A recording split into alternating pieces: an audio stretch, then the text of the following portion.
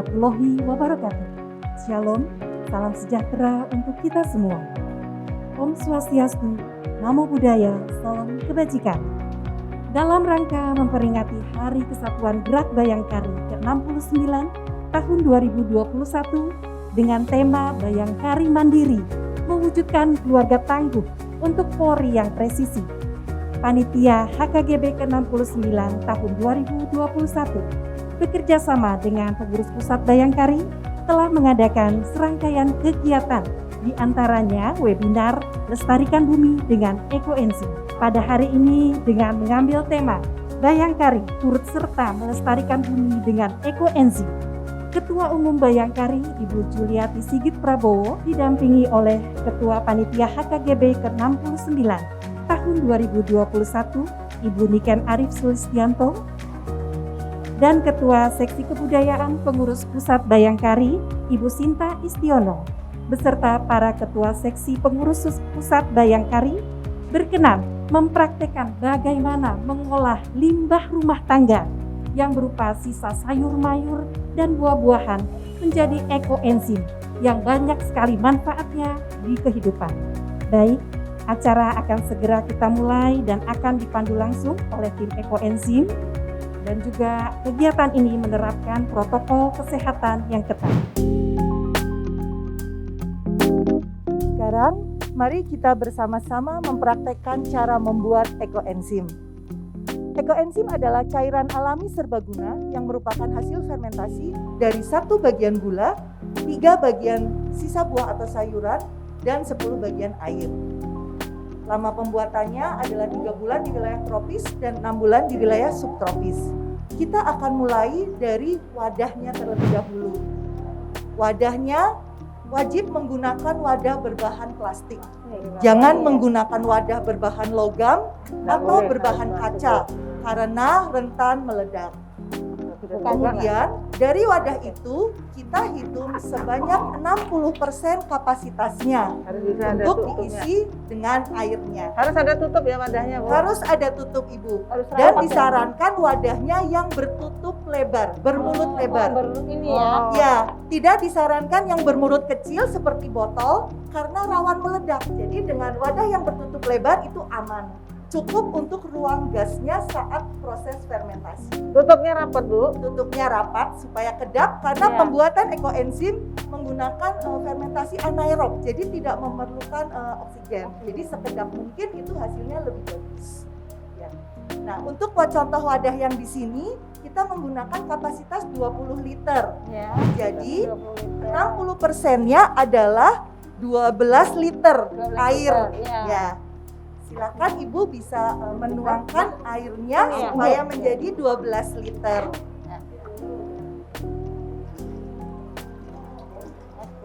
Air yang kita bisa gunakan adalah air bersih. Bisa air pump yang diendapkan terlebih dahulu supaya tidak ada kaporit.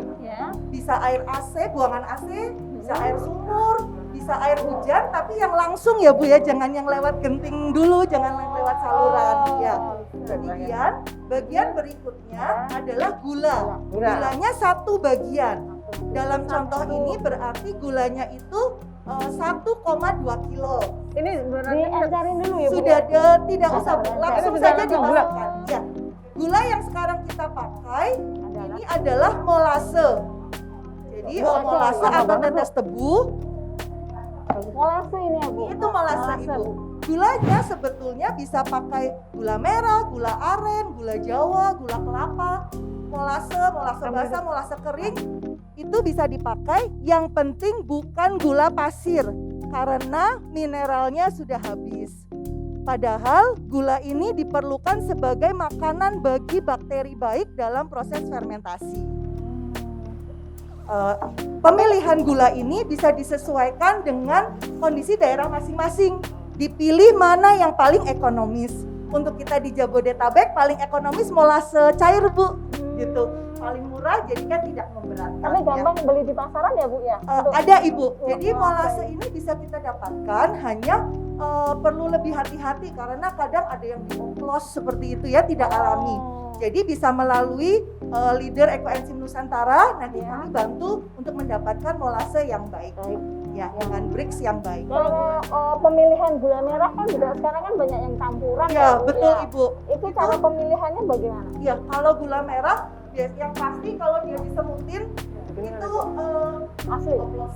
Oh, Justru oplos Ibu. Oh, justru Kalau yang oplos. asli dia tidak disemutin dan mudah larut, mudah lumer. lembek gitu ya. Molase baunya antara Gula gula, merah. kecap, dan Iya, betul Ibu. Molase itu tetes tebu, jadi Tetes sisa tebu yang dari sisa. pabrik pembuatan gula. Udah Makanya bentuknya itu seperti kecap gitu ya, teksturnya seperti kecap, wanginya juga ya? seperti gitu kecap antara kecap dan gula Jawa gitu ya Bu ya. Iya, betul. Gitu. Ya. Salah satu ciri molase yang asli dia tidak disemutin juga Bu. Jadi kita taruh gitu tidak akan didatangin semut. Kalau molasenya asli enggak, bukan oplosan. Ya.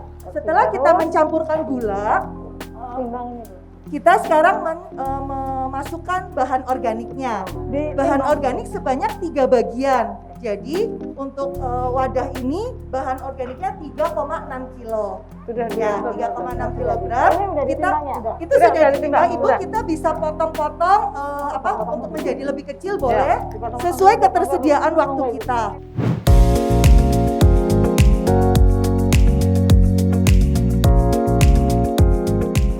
Kalau itu Bu, ampas-ampas sisa jus itu bisa juga? Oh, kalau ampas jus, Ibu Iya. sebaiknya tidak dimasukkan karena dia sudah habis gizinya. Gizinya sudah tidak ada. Iya. Kalau dimasukkan jadinya endapan saja malah. Oh, gitu. Jadi kalau ampas jus dimasukkan jadi kompos saja. Di kompos ya. Jangan dimasukkan ke enzim. Mbak, Jadi kompos saja. apa yang terjadi apabila ternyata timbangannya tidak sesuai melebihi itu bagaimana Mbak? Kalau melebihi bahan organiknya melebihi, itu ada spare-nya ya, ada plus minusnya, toleransinya itu sampai 10%. Gitu. Tapi yang Semua pasti, bahannya ya? tetapi yang pasti kalau gulanya yang lebih itu Ya. tidak apa-apa karena gula kan makanannya bakteri. Ya. Jadi jangan kurang. Kalau gula jangan kurang. Ya, kalau lebih sedikit nggak apa-apa. Kalau kebanyakan nanti jadi mahal sayang kan gulanya ya. Tapi jangan kurang. Yang menyebabkan tidak jadi apa Mbak? Ada banyak faktor Ibu. Kegagalan dalam pembuatan ekoenzim ada beberapa faktor. Salah satu yang paling sering terjadi adalah tutupnya tidak kedap. Jadi kita pikir itu rapat dan kedap, tapi ternyata masih ada celah yang super kecil sehingga bakteri jahat bisa masuk gitu.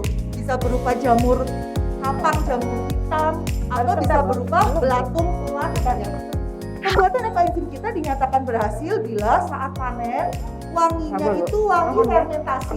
Wangi fermentasi itu seperti wangi tape, kayak wangi tape, wangi nangka, bisa terbayang ya Bu ya, seperti itu.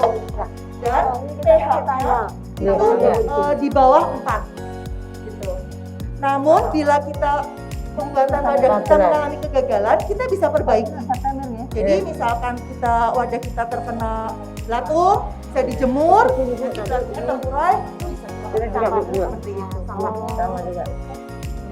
Oh iya, setelah kita siap semua, kemudian kita tutup rapat, dipastikan bahan organiknya terkena air ya Bu. Dipastikan terkena air ya. Ini kan ada yang belum kena, diguncang saja Bu, nggak apa-apa. Guncang supaya turun ya. Diaduk aja lagi? Boleh, Diaduk aja Bu. juga boleh kalau tidak terlalu susah bukanya. Minimal terkena air. Untuk yang jeruk boleh tolong dibalik Bu supaya bagian dalamnya yang di atas. Ya. Nah, Untuk ini mengurangi resiko terkena jamur hitam. Nah, kalau kulit luarnya yang di atas itu biasanya jamur hitam lebih cepat datang. Tapi katanya kalau ada jamurnya bisa bagus, bisa dipakai untuk masker apa itu? Jamur yang bagus itu adalah bakteri ragi atau jamur putih baik. Oh, jamur Ya, putih. itu teksturnya seperti bedak, Ibu. Ya, itu bonus dari alam. Tidak semua pembuatan ekoenzim menghasilkan jamur putih baik itu. Tapi jamur putih juga ada yang jahat. Jamur kapas, seperti kapas memang teksturnya jamur salju, jamur kapang, gitu. Jadi jamur putih pun ada yang jahat. Ya, makanya kita harus pastikan semua rata air, kemudian ditutup rapat. berarti. Setelah jadi, kita simpannya di tempat yang tidak terkena sinar matahari langsung, Ya. jauh dari wifi, jauh dari WC, jauh dari alat elektronik, supaya tidak mempengaruhi proses fermentasi. Tuh. Loh, kalau misalnya dekat sama alat elektronik, apa yang terjadi, Mbak? Nanti dia mempengaruhi proses fermentasinya, Bu. Jadi tidak maksimal. Tuh.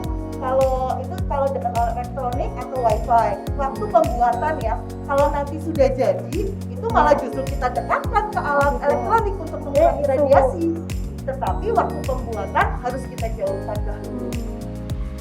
Suhunya suhu ruangan saja ya? Iya, Bu, suhu ruang aja. Bahkan kalau ibu buatnya yang drum atau gentong-gentong besar, yang tidak transparan, ibu bisa taruh di halaman, di bawah pohon, itu malah membantu pohonnya semakin subur, Ibu. Itu yang penting tidak terkena sinar matahari langsung.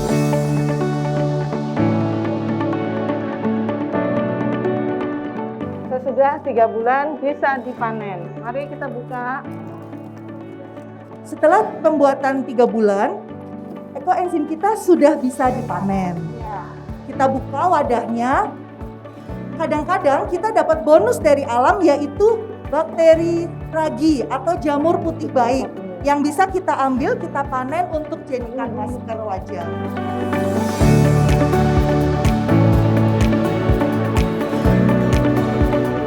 Selanjutnya diukur pH-nya. Yang berhasil kurang dari 4. Tetapi bila pH-nya lebih dari 4, kita tetap bisa manfaatkan, hanya tidak yang untuk kesehatan. Jadi untuk tanaman, untuk siram selokan, Bila untuk pH-nya tuang berapa? sungai di atas 4. Oh, di atas 4. Jangan dipakai untuk kesehatan, tapi kita bisa pakai untuk yang lain-lain, untuk ngepel, untuk tanaman, untuk siram selokan, untuk tuang sungai, tuang danau. Terlalu asam kalau untuk itu ya, jadi tidak boleh ya. Kalau di atas 4 dia tidak bagus Saya lagi. dulu Ya. ya. Bagus pH-nya untuk ya. kurang bagus untuk dipakai untuk kesehatan. Kita ukur Yang dipakai untuk kesehatan yang di bawah. ukur Ya, pH. kita ukur pH-nya.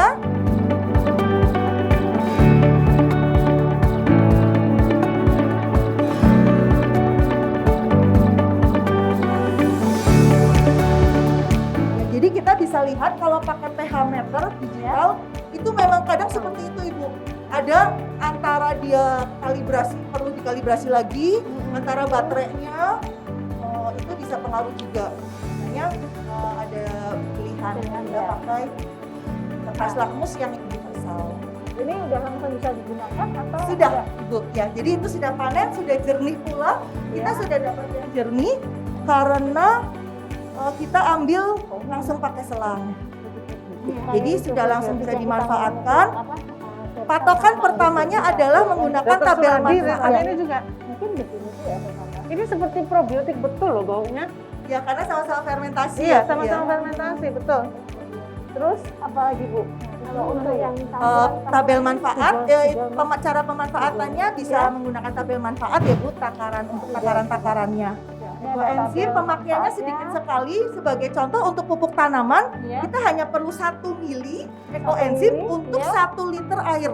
Hmm. Ya, ya irit sekali Ibu. Jadi Segala satu macam. botol 1 liter itu bisa buat pakai macam-macam Bu dan lama. Dari ini Pemakaian ekoenzim yang cukup banyak, salah satu contohnya adalah untuk rendam kaki Bu. Untuk detox itu kan perlu 30 mili. 30 Untuk mili satu ekoenzim. baskom kita sampai semata kaki. Itu bisa untuk jaga kita kesehatan seminggu 2-3 kali gitu boleh. Air hangat atau air dingin? Air hangat Ibu, suhu kira-kira suhu 40 derajat. Jadi untuk fermentasi kedua, kita masukkan ekoenzim murninya 80% dari wadahnya. 80% Ya, dari wadahnya. 10%-nya bahan organiknya, contohnya melati. Jadi dimasukkan Ibu itu kira-kira 10%, kira-kira setengahnya sisa ruang itu Bu. Nanti kalau sudah naik sampai setengah ruang berarti sudah cukup.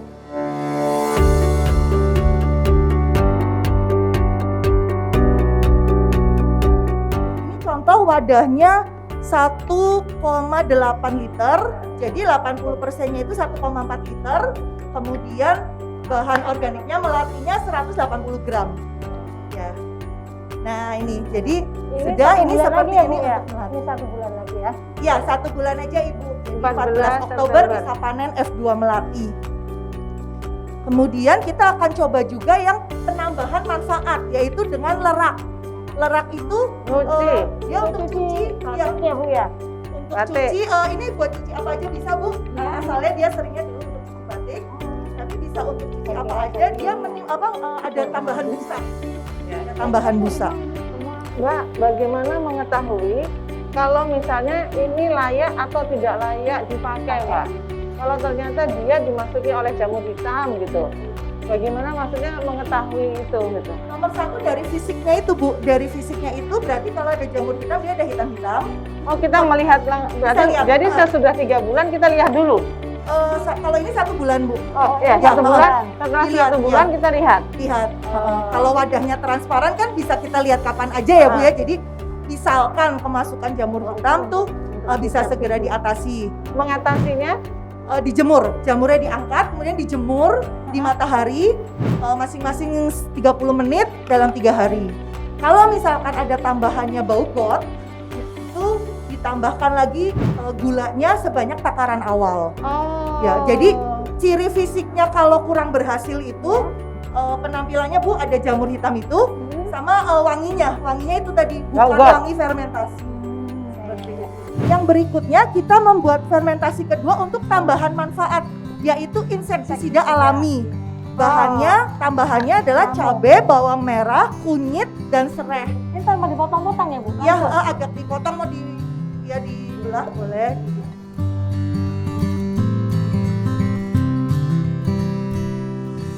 Semua bahan organik yang kita gunakan harus bersih, dalam arti bebas dari tanah dan debu. Jadi kalau misalkan kita sampah rumah tangga, otomatis kan kita sudah cuci ya waktu kita mengupas buahnya. Jadi kan sudah bersih gitu, kita bisa langsung masukkan ke wadah, tidak apa-apa. Ini daun rosemary ya? Iya, boleh Bu ditambahkan sebagai tambahan wangi. Jadi untuk fermentasi kedua kita ada macam-macam yang bisa kita pakai. Sebagai contoh lagi di sini ada pandan, nanti dia buat wangi ya. Kemudian daun jeruk, lalu lidah buaya ini juga bisa.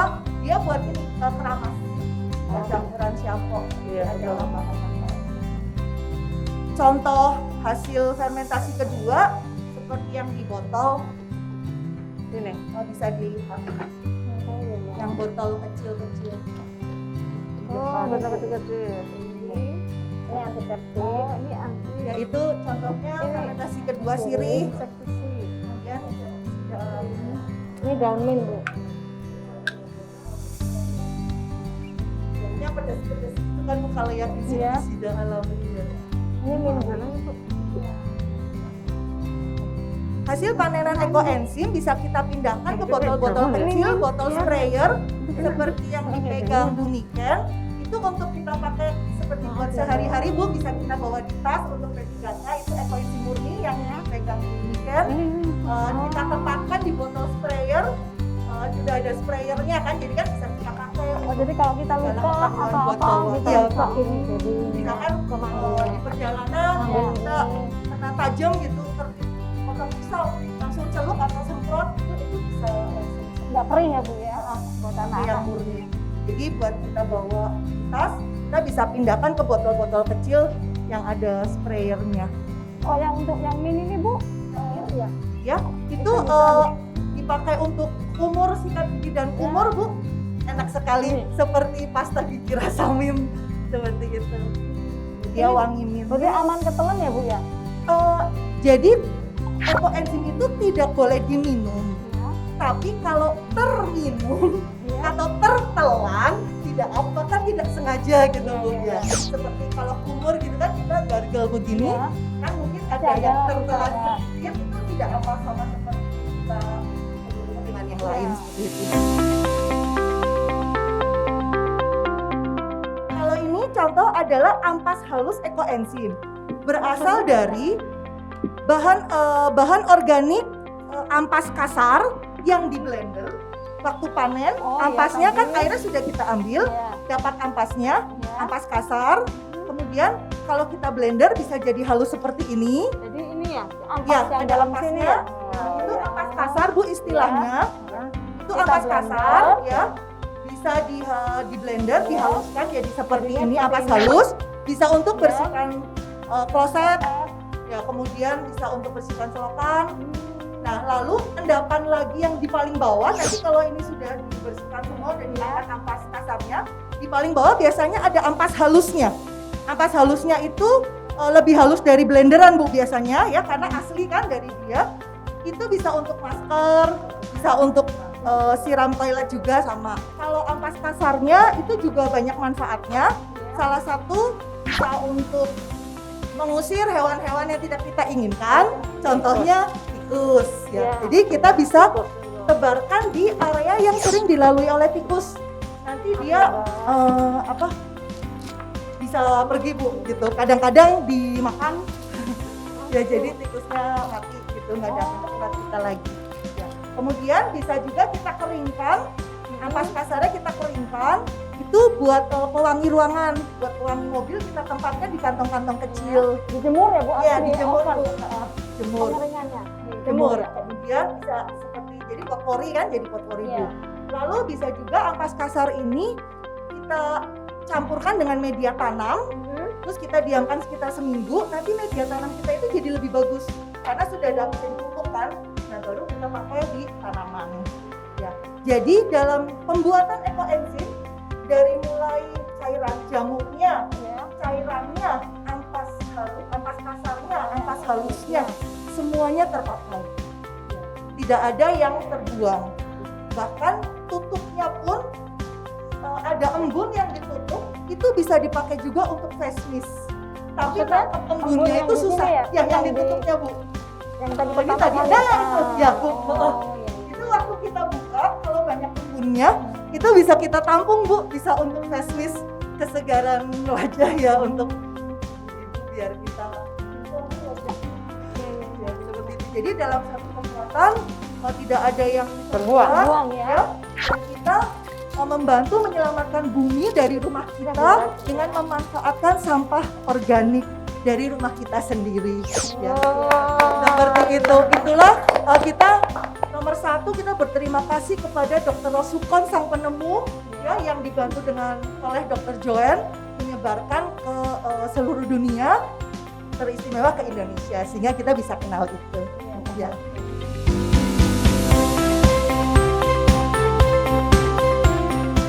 Demikianlah seluruh rangkaian acara pembuatan ekoenzim, mulai dari pembuatan ekoenzim melalui limbah, sayur mayur dan buah, lalu kita tadi sudah panen, dan terakhir adalah pemanfaatan, penambahan manfaat ekoenzim melalui fermentasi kedua. Terima kasih kepada Ibu Juliati Sigit Prabowo selaku Ketua Umum Bayangkari, Ibu Niken Arif Sulistianto selaku Ketua Panitia HKGB ke-69 tahun 2021, beserta seluruh Ketua Seksi Pengurus Pusat Bayangkari dan tim ekoenzim yang telah berpartisipasi pada hari ini. Mengucapkan terima kasih sebesar-besarnya, dan akhir kata wabillahi taufiq wal hidayah. Wassalamualaikum warahmatullahi wabarakatuh. Salam Ekoenzim.